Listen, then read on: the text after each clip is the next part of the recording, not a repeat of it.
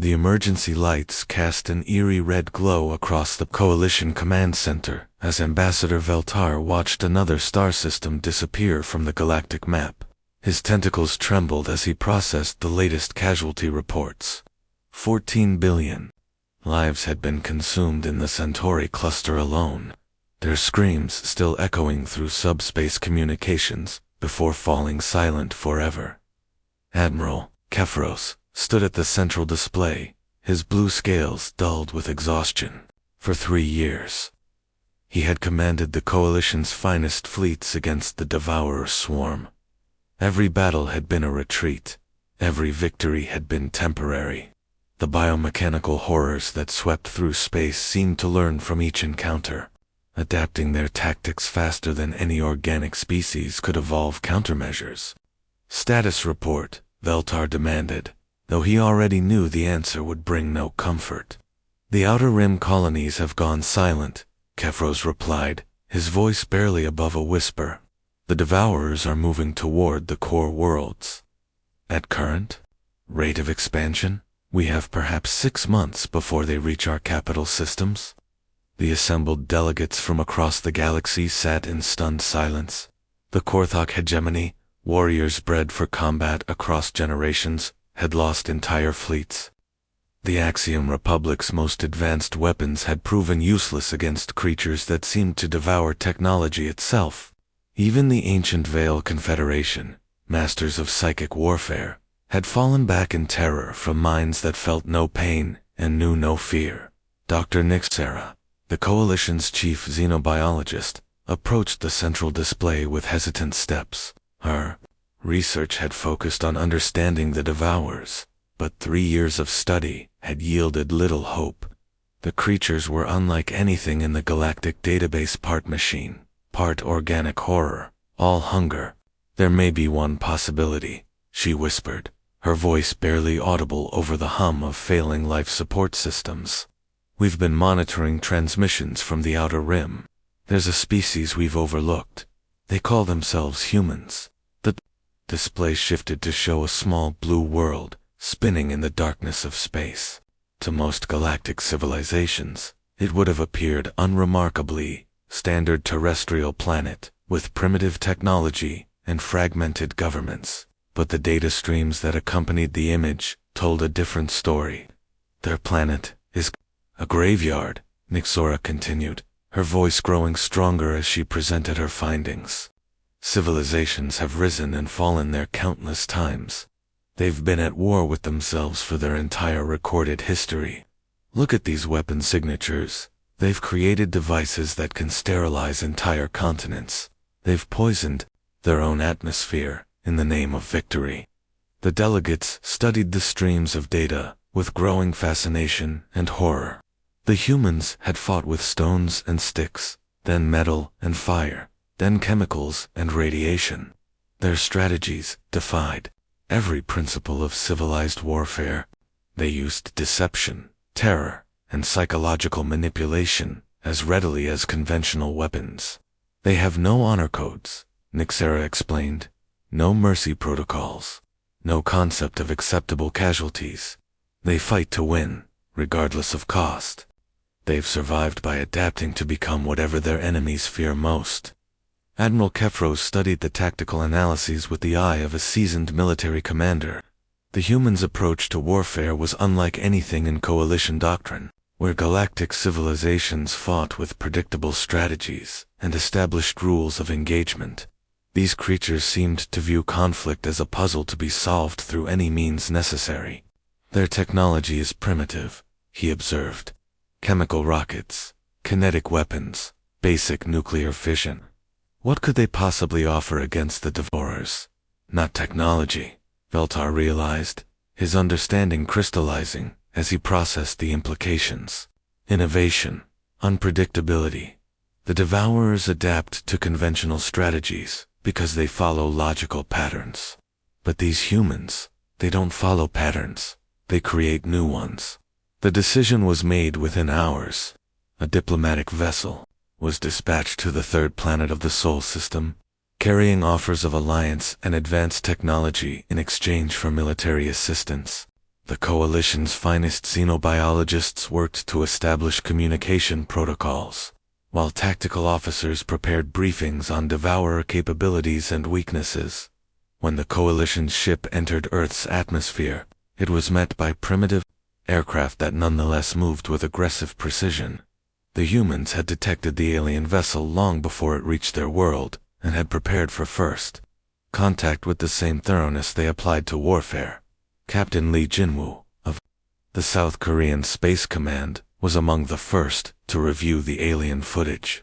The images of worlds consumed by the Devourer's swarm left him speechless, not from fear, but from recognition. He had seen this before, in different forms.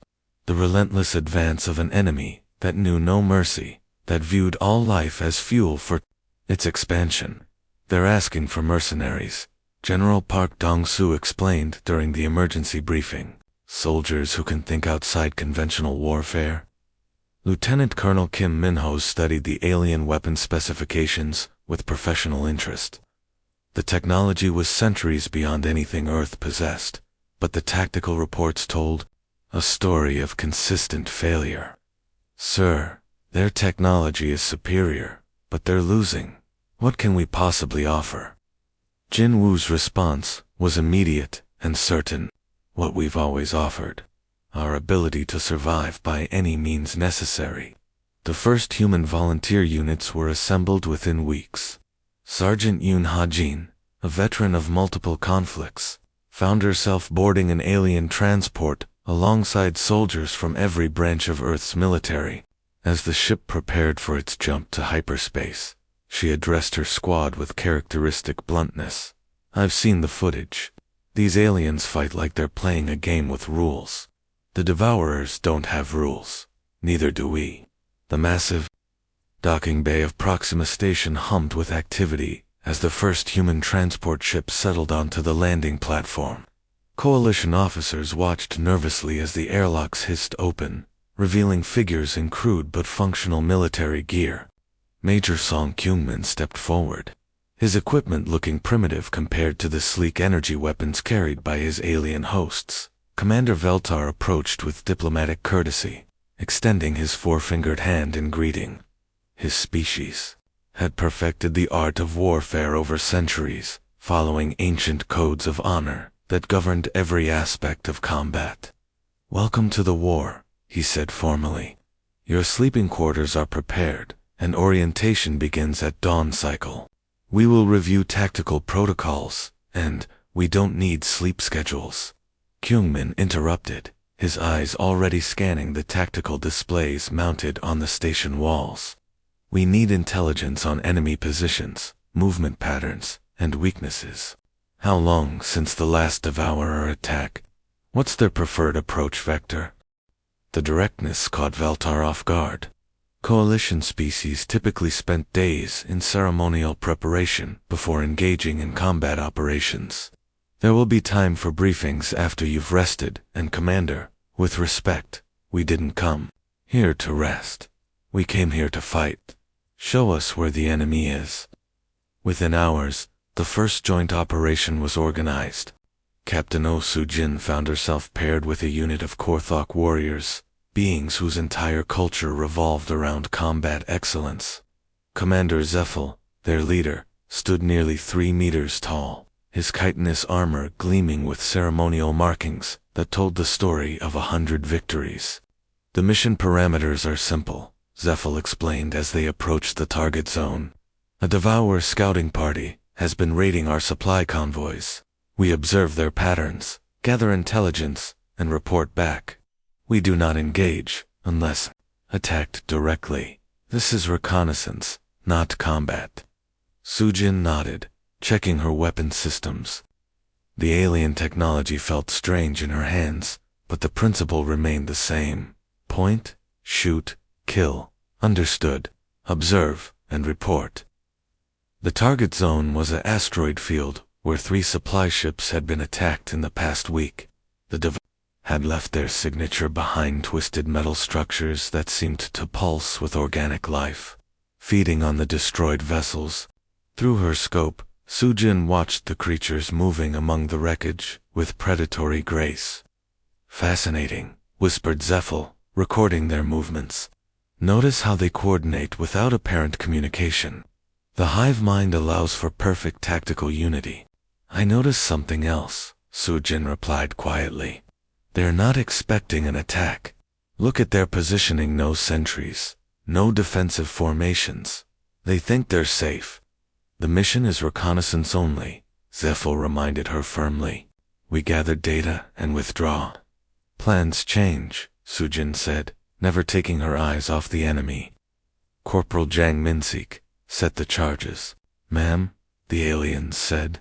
The aliens aren't the ones dying out here.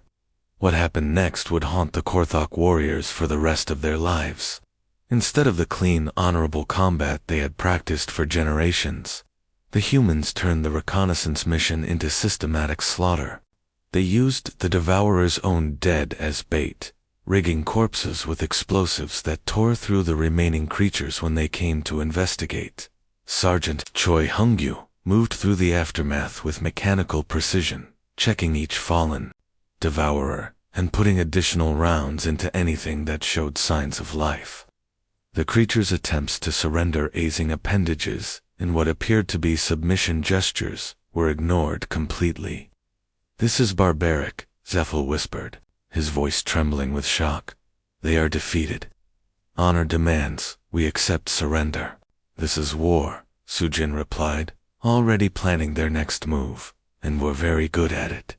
The mission reports that reached Coalition Command painted a picture that disturbed even veteran military commanders. The humans had achieved a perfect kill rate with 0 casualties, but their methods violated every principle of civilized warfare. They showed no mercy to wounded enemies, used deception and ambush tactics that most species considered dishonorable, and seemed to take genuine pleasure in the destruction they caused. Admiral Kefros studied the combat footage with growing unease. They don't fight, he told the Emergency Council. They hunt. Look at their movement patterns, their coordination. This isn't military doctrine, it's predator behavior. Dr. Nixara had been monitoring the humans' biological responses during combat. The data disturbed her more than the tactical reports. Their stress hormones spike during engagement, but not from fear. Their pupils dilate, heart rates increase, adrenaline surges, but they're not afraid. They're excited. They enjoy this. Within days, more reports flooded in from human units across the front lines. They were requesting additional ammunition, not for defensive purposes, but for what they termed extended hunting parties. Several soldiers had begun collecting trophies from their kills, fragments of Devourer, bioarmor, preserved organs, even intact weapon systems that they modified for increased lethality rather than accuracy. The most disturbing reports came from human engineers who had begun studying captured Devourer technology. Instead of developing defensive countermeasures, they were creating new weapons specifically designed to cause maximum suffering to their enemies. They had learned to disable the creature's pain receptors, then reactivate them during interrogation. What have we brought into our war? Veltar whispered during a private council session. We asked for warriors, but these creatures, they're something else entirely. The answer to his question would become clear in the weeks that followed. As humanity began to show the galaxy what true warfare looked like, the research laboratory, deep within Proxima Station hummed with activity as Colonel Bei Song-ho examined the latest batch of captured Devourer bioweapons. The creature's technology was unlike anything in the galaxy, part machine, part living tissue, all designed for maximum destruction. But where Coalition scientists had tried to understand and counter these weapons, the human research team had different ideas. The aliens want us to destroy these creatures cleanly, Bei told Dr. Lim Subin, his chief researcher, as they studied the writhing mass of biomechanical components. They think war should be honorable. They think there are rules. Subin nodded, her hands steady as she worked with the alien technology. The Coalition approach has failed for 3 years. Clean warfare doesn't work against a hive mind that feels no individual pain. Exactly. So we don't fight clean. We make them afraid. We make them suffer. We make them turn against each other. The breakthrough came when they discovered how to modify the Devourer's own communication systems. The creatures shared thoughts and sensations through bioelectrical networks that connected every member of their species. Where Coalition scientists saw this as a defensive advantage, the humans saw it as a weakness waiting to be exploited. If they share everything Suben observed, then they share fear too. They share pain. They share confusion. The first test deployment came during the Battle of Kepler 69c. Major Quan Daejung led the human assault forces against a Devourer breeding complex.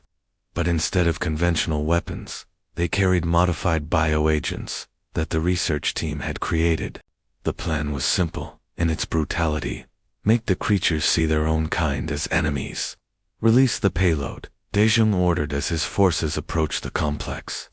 The bioagents spread through the Devourer hive network like a virus, carrying false signals that triggered territorial responses. Within minutes, the creatures began attacking each other with the same ferocity they had once directed at Coalition forces. The Coalition command watched the battlefield in stunned silence. Admiral Kefros had seen warfare across dozens of species, but nothing had prepared him for the sight of Devourer forces tearing themselves apart. "This is madness," he whispered. "They're not just killing them, they're driving them insane." But the humans were only beginning to explore the possibilities. Captain Moon Ji-hoon had volunteered for the first biointegration program, allowing Devourer technology to be surgically grafted onto human tissue. The process was dangerous and painful, but the results exceeded every expectation. "Sir," Ji-hoon reported to General Park, his voice distorted by the biomechanical implants that covered half his face. "The integration is successful. We can now interface directly with their hive networks." Park studied the captain's transformed appearance with professional interest. The implants pulsed with alien energy, creating patterns of light that seemed to shift and change with Ji-hoon's thoughts. "For intelligence gathering. For disruption, sir. We can make them see things that aren't there. Make them attack their own breeding chambers. Make them question their own memories." Ji-hoon paused, his remaining human eye gleaming with something that made even the general uncomfortable. "Make them understand fear." The psychological warfare escalated beyond anything the Coalition had imagined. Human operatives began broadcasting captured Devourer death screams across their communication networks, flooding the hive mind with signals of pain and terror. They used the creature's own reproductive cycles against them, turning mating calls into signals of territorial invasion that triggered violent responses. Lieutenant Nam Yujin's Special Forces unit had been operating deep in Devourer territory for 3 weeks without official contact. When they finally reported in, their success rate was unprecedented. They had cleared an entire star system of Devourer presence, but their methods sent shockwaves through the Coalition command structure. "We've been conducting live experiments," she reported matter-of-factly during her debriefing. "The Devourers have 17 different pain receptors. We've learned to activate all of them simultaneously." "For interrogation purposes?" asked her commanding officer, though he already suspected the answer. "For psychological effect, sir." Word spreads through the hive mind. They're starting to abandon territory rather than risk encounter with human forces. Fear travels faster than ships in their network. The reports that reached Coalition headquarters painted a picture of warfare transformed into something unrecognizable. Human forces were no longer simply fighting the Devourers. They were systematically destroying their ability to function as a unified species. The biointegration programs had created human Devourer hybrids that could infiltrate hive networks and spread chaos from within. Dr. Nixara reviewed the latest intelligence with growing horror. "They're not just winning battles," she told the Emergency Council. "They're rewriting the fundamental nature of the enemy. The Devourers are starting to fragment. Some hives are attacking others. Some are fleeing to unexplored regions of space. This is what we wanted, Admiral Kefros said, though his voice carried no conviction. The Devourers are in retreat, are they? Nixera asked quietly. Or are we simply creating something worse? The humans aren't just defeating the enemy, they're becoming the enemy. They're using Devourer technology, thinking like Devourers, acting like Devourers. What happens when they finish with their current targets? The question hung in the air like a poison cloud. The Coalition had asked for warriors to save them from monsters, but they were beginning to realize they had created monsters who were far more dangerous than anything they had faced before.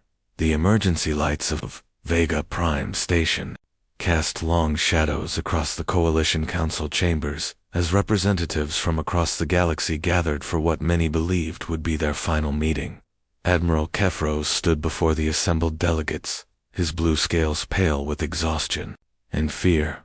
The holographic displays around him showed a galaxy transformed, but not in the way they had hoped. 17 human units have gone completely rogue, he announced, his voice barely steady. They've established independent territories in former Devourer space, and are refusing all communication with Coalition Command. They're not following orders. They're not even acknowledging our authority. The silence that followed was deafening. Ambassador Veltar studied the star charts with growing horror. Red zones marked areas where human forces had established control, and those zones were expanding daily. How is this possible? We supplied them with ships, weapons, support. Surely, we can simply cut off their resources. We tried, Kefros replied grimly. They've learned to maintain their equipment, using Devourer technology. They've become sufficient.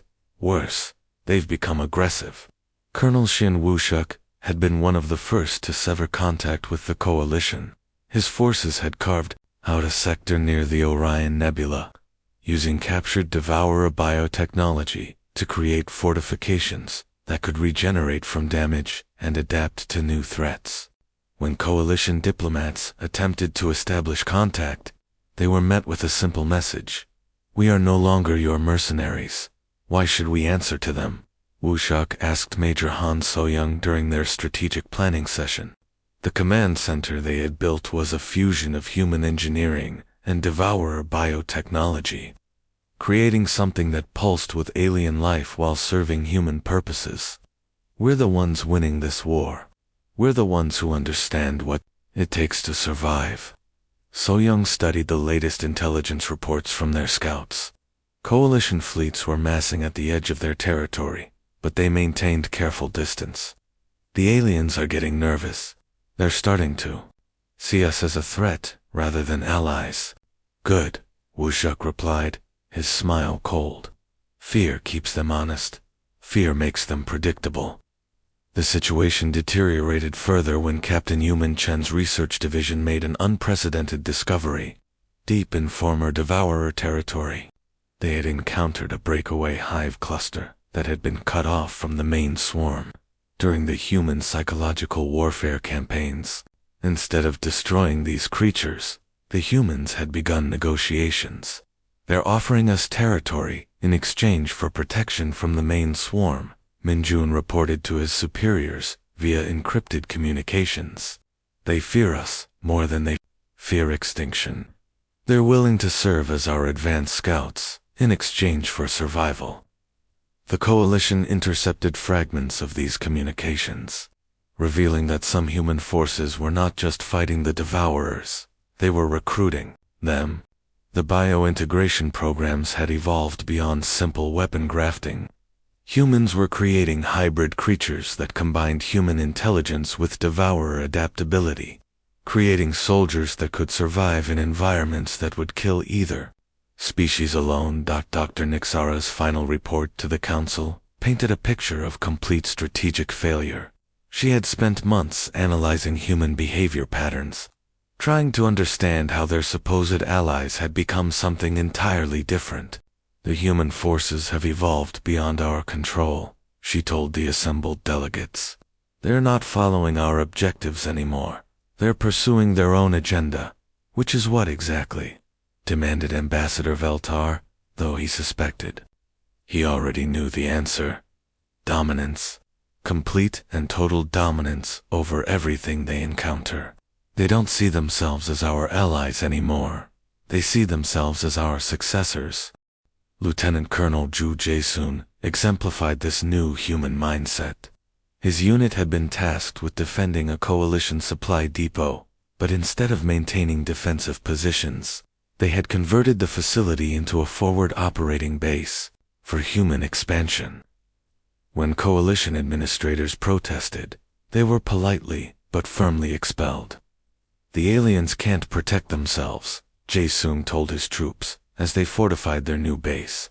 Look at their response to the Devourers. 3 years of failure before they came begging to us. Someone needs to make the hard decisions. Someone needs to be strong enough to do what's necessary. When coalition forces finally attempted to reassert control over the rogue human units, they found themselves facing an enemy that knew their every weakness. The humans had studied coalition military doctrine during their joint operations, learning every ship design, every weapon system, every strategic protocol. The first confrontation was brief and decisive. Coalition forces approached a human-controlled system with overwhelming numerical superiority, expecting the humans to surrender when faced with impossible odds. Instead, they found themselves outmaneuvered by tactics they had never encountered. Their own weapons turned against them through modifications they didn't understand. They know everything about us, Admiral Kefros reported after the failed intervention. Every weakness, every limitation, every tactical doctrine. We taught them how to fight us, and they learned too well. The war against the Devourers had become secondary to the new reality facing the galaxy. Humanity had evolved from desperate allies to apex predators, and they were just beginning to understand their own power. The coalition realized with growing horror that they had solved one existential threat, only to create another that might prove far more dangerous. The monsters they had asked for had become monsters they could no longer control. The bridge of the Soul's Pride hummed with quiet efficiency as Fleet Admiral Kim Tae-ho gazed out at the stars that now belonged to humanity. 6 months had passed since the last Devourer hive had been eliminated, but the victory the coalition had dreamed of felt more like a nightmare. The massive dreadnought, built with technology stolen from a dozen different species, represented everything the galaxy had feared and everything humanity had become. Status report, Kim commanded, his voice carrying the authority of someone who no longer asked permission from anyone. Captain Anvagyan consulted her displays, which showed a galaxy transformed. 47 human-controlled sectors, and expanding. Sir, the Korthok hegemony has formally requested a non-aggression pact. The Axiom Republic is offering tribute in exchange for protection. Kim nodded, unsurprised. The same species that had once looked down on humanity as primitive barbarians now competed for favorable treatment, and the coalition's response. They're debating whether to classify us as allies or as an invasion force, the Jinn replied with a slight smile. The vote keeps changing depending on which species feels most threatened that day. The transformation was complete and irreversible. What had begun as a desperate plea for military assistance had evolved into humanity's emergence as the galaxy's dominant power. The aliens who had once dismissed Earth as an insignificant backwater now watched human expansion with the same terror they had once reserved for the DEVOURERS.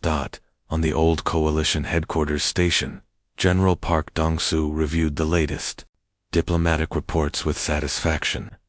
Species that had refused humanity, even basic membership in galactic society, now sent endless streams of ambassadors, each offering better terms than the last. The Veltari Confederation had pledged exclusive mining rights to 3 systems. The Zephyrian Trade Union was offering 50% of their profits in exchange for protection from human pirates. Ironic, he mused to his aide, Commander Lee Soo-kyung, as they watched another delegation of aliens wait nervously in the outer office. They wanted warriors to save them from monsters. Instead, they got monsters who saved them from warriors. The former coalition command structure had been quietly restructured around human strategic doctrine, while other species maintained the illusion of equal representation in council meetings. The reality was clear to anyone with functioning sensors. Humanity had become the galaxy's police force, judge, and executioner. When disputes arose between species, they looked to human commanders for resolution. When new threats emerged, they begged for human intervention. Captain Park Minho commanded the security forces on Proxima Station, the same facility where humans had first arrived as desperate mercenaries. Now he walked the corridors with the confidence of absolute authority. Where once coalition species had looked upon humans with curiosity or disdain, they now averted their eyes and spoke in hushed tones when human forces passed. "They're afraid of us," observed Lieutenant Jung Hyman during a routine patrol. A group of Korthok traders had pressed themselves against the wall as the human security team passed, their warrior culture suddenly seeming fragile and outdated. "They should be," Minho replied, his hand resting casually on his weapon. "We're the species that looked extinction in the face and decided to make it afraid of us instead." The psychological impact of humanity's rise extended far beyond military concerns. Dr. Nixera's successor had compiled a comprehensive report on the transformation, though coalition leadership refused to acknowledge its existence officially. The document detailed humanity's evolution from desperate refugees to galactic apex predators, analyzing every step of the process. The humans didn't just defeat the Devourers, the report concluded. They became something the Devourers couldn't understand or counter. They transformed conflict itself into a tool of evolution, adapting not just their tactics but their entire species to meet the demands of warfare. They asked for warriors to save them from monsters. Instead, they created monsters who were better warriors than anything the galaxy had ever seen. The evidence was everywhere. Human colonies had appeared in dozens of systems, each one a fortress that could defend itself against any conceivable threat. Human ships patrolled trade routes, collecting voluntary fees from merchant vessels. Human advisors had been placed in the military commands of every major species, ostensibly to help coordinate defense against future threats, as the Soul's Pride set course for the Outer Rim territories. Admiral Kim reflected on humanity's journey from the small blue world that had once seemed so insignificant. The galaxy had learned a hard lesson about the price of desperation and the danger of underestimating those who had survived by adapting to become whatever the universe required. The coalition had made their choice in desperation, reaching out to a species they considered barely civilized. They had expected soldiers who would follow orders, mercenaries who would fight for pay and gratitude. Instead, they had unleashed something that understood war, not as a temporary necessity, but as a permanent state of existence. The irony was not lost on Kim as he watched coalition vessels maintain their respectful distance. They had asked for warriors to save them from monsters. Earth had given them something far more dangerous: humans who understood that the only rule of war was that there were no rules at all. The galaxy would never be the same, and humanity would never again be underestimated. The monsters they had created were now their masters.